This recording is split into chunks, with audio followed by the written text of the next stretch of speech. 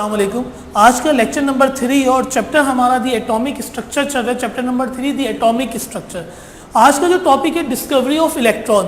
मैं टॉपिक शुरू करने से पहले कुछ प्रीवियस मैं आपको बताऊं। लास्ट टाइम हमने जो पढ़ा था डेल्टास एटॉमिक थ्योरी पढ़ी थी। डेल्टास एटॉमिक थ्योरी ने बताया था कि एटम होता है। क्या बताया था डेल्टास एटॉमिक थ्योरी? एटम। और एटम जो है तीन चीज़ों के ऊपर कॉन्सिस्ट करता है, इलेक्ट्रॉन पे, प्रोटॉन पे और न्यूट्रॉन पे। Atom consist of three things, electron, proton and neutron. Electron, proton और न्यूट्रॉन। अब ये इलेक्ट्रॉन, प्रोटॉन और न्यूट्रॉन जो है इसको एक एक करके हमने इसके एक्सपेरिमेंट्स पढ़ने कि इलेक्ट्रॉन कैसे इजाद हुआ, प्रोटॉन कैसे इन्वेंट हुआ और न्यूट्रॉन कैसे इन्वेंट हुआ। तो सबसे पहले हम अपनी बात शुरू करेंगे डिस्कवरी ऑफ इलेक्ट्रॉन। इलेक्ट्रॉन कैसे, किस अंदाज में हमें पता चला कि एटम का एक पार्टिकल होता है इलेक्ट्रॉन। तो आज का लेक्चर क्या है? Discovery of electron. इलेक्ट्रॉन की डिस्कवरी कैसे हुई। सबसे पहले अगर आप इसका इंट्रोडक्शन देखें तो ये फाइनल पेपर में एमसीक्यूज में साइंटिस्ट के नाम पूछे जाते हैं। तो जे थॉमसन ने 1897 में इलेक्ट्रॉन को डिस्कवर किया और इन्होंने ये बताया कि इलेक्ट्रॉन जो होता है नेगेटिव चार्ज पार्टिकल होता है। This is very important for MCQs in final paper. ये आपका एमसीक्यूज 2-3 एमसीक्यूज लिखे में, एक जे थॉमसन ने डिस्कवर किया है इलेक्ट्रॉन। इलेक्ट्रॉन जो होता है नेगेटिव चार्ज पार्टिकल होता है। सही, ये इसका बेसिक इंट्रोडक्शन है। इन्होंने एक्सपेरिमेंट जो किया वो क्या था? Discharge tube. इन्होंने एक ट्यूब ली जिसका नाम क्या रखा? Discharge. apparatus used for this experiment is called discharge tube. ये apparatus आपको नजर आ रहा है, ये जो ट्यूब बनी हुई है ऊपर की तरफ इसको कहते हैं डिस्चार्ज ट्यूब। ये डिस्चार्ज ट्यूब आप देखें यहाँ पे, तो ये डिस्चार्ज ट्यूब किसकी है? एक्सपेरिमेंट इसका discharge tube consist of a गिलास ट्यूब। ये जो डिस्चार्ज ट्यूब है ये किससे बनी हुई है? गिलास से बनी हुई है। एक बार फिटेड विद 2 मेटल इलेक्ट्रोड्स। इसके साथ क्या हमने लगा दिए गए? 2 मेटल इलेक्ट्रोड। एक इलेक्ट्रोड ये रहा कैथोड, दूसरा ये रहा एनोड। इलेक्ट्रोड्स को एक को नाम दिया गया कैथोड, जो बैटरी के नेगेटिव टर्मिनल के साथ अटैच है उसको कहते हैं कैथोड, और जो बैटरी के पॉजिटिव टर्मिनल के साथ अटैच है उसको कहते हैं एनोड। 2 इलेक्ट्रोड लिए, एक कैथोड और दूसरा anode. Connected to a high voltage source and a vacuum pump. इसको मैंने इलेक्ट्रोड्स को कनेक्ट कर दिया गया हाई वोल्टेज बैटरी के साथ, एक पावरफुल बैटरी जिसमें करंट ज्यादा से ज्यादा डेवलप हो। High voltage means develop of current is very high, बहुत ज्यादा करंट का तेज होना, करंट ज्यादा पैदा करे। दूसरा एक वैक्यूम पंप लिया। वैक्यूम पंप लेने की वजह यह थी क्योंकि कोई भी चीज खाली नहीं होती, एम्प्टी नहीं होती। अगर कोई चीज, अगर इस रूम में मैं चारों तरफ से दरवाजे खिड़कियां बंद कर दूं अपने रूम की, तो मैं ये बात देखूंगा कि मैं इनहेल सांस तो लेता रहूंगा।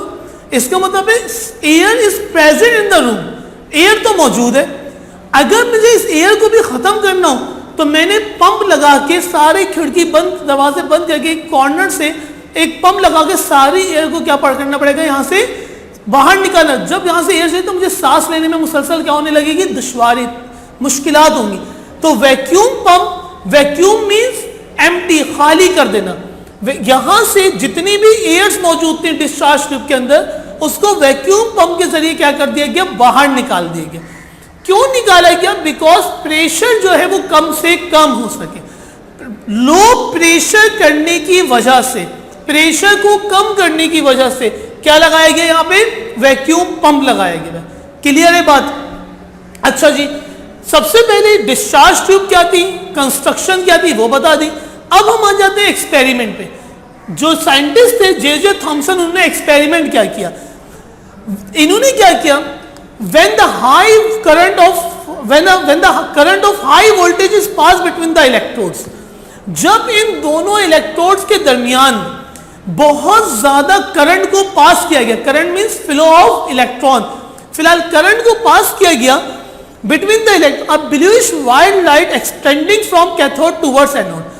तो इन्होंने ये देखा जब इसको वैक्यूम किया गया, दोनों इलेक्ट्रोड्स पे हाई वोल्टेज करंट अप्लाई किया गया, तो इन्होंने ये बात ऑब्जर्व करी कि यहां से कुछ पार्टिकल्स ग्लो कर रहे हैं। कैथोड से कोई चमकती हुई चीजें, चमकने को क्या कहते हैं, कोई लाइट, कोई white light, bluish white light extend हो रही है, मतलब यहां से लाइट निकलती हुई किस तरफ जा रही है, एनोड की तरफ जा रही है। इन्होंने ये बात ऑब्जर्व करी।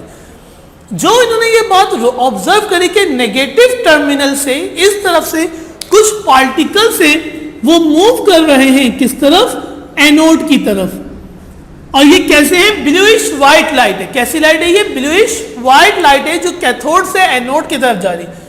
तो जे थॉमसन ने जब ये बात दरियाफ्त करी, जब इन्होंने ये बात डिस्कवर करी, तो जे थॉमसन ने इस रेस को, ये जो लाइट गई है, लाइट को क्या कहते हैं, रेस भी कहते हैं, इन लाइट को नाम दे दिया गया किस चीज का, कैथोड रेस।